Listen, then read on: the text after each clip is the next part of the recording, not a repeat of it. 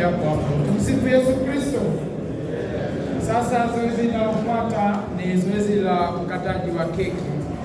Nitamwomba mwasha baba askofu pamoja na shemasi kiongozi wasogee hapa kwa ajili ya zoezi la ukataji wa keki.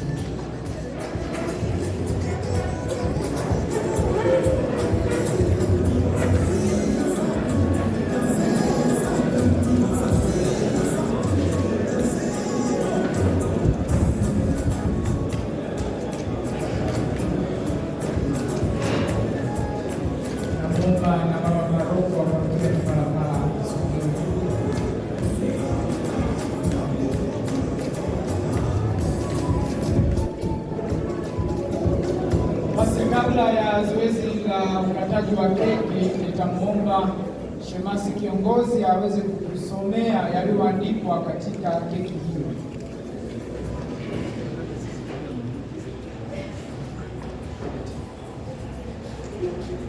Hongereni wahitimu mwaka wa 4.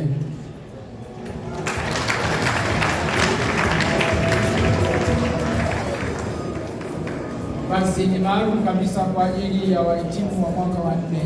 Nimekumbushwa hapa kwa nafasi ya pekee na muhimu, Baba Kaini Gamera pia tunakuomba kwa ajili ya kuja kukata keki.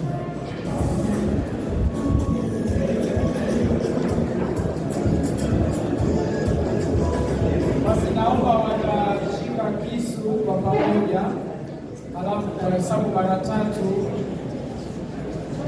wapatie kisu, watashika kwa pamoja, alafu watakata keki. Basi hesabu 3, 2, 1, wapongeze.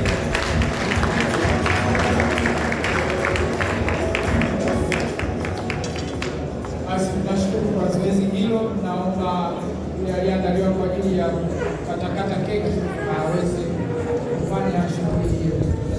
Kwa nafasi hii ni nafasi ya kupata chakula, kwa sababu tumeshakwisha sali, tutafanya zoezi hilo moja kwa moja kwa ajili ya chakula. Naomba yule kiongozi anayetupatia utaratibu wa chakula atuongee kwa ajili ya utaratibu huo.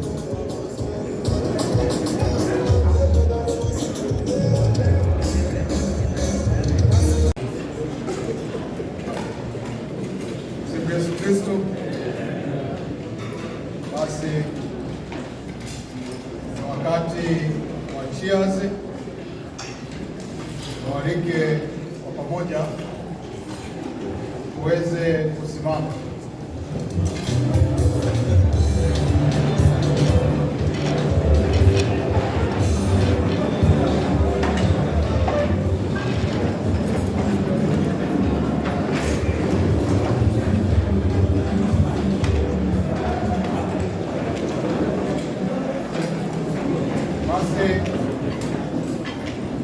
Katika hali hiyo, kila mmoja ashike kinywaji chake mkononi kwa mkono wa kulia.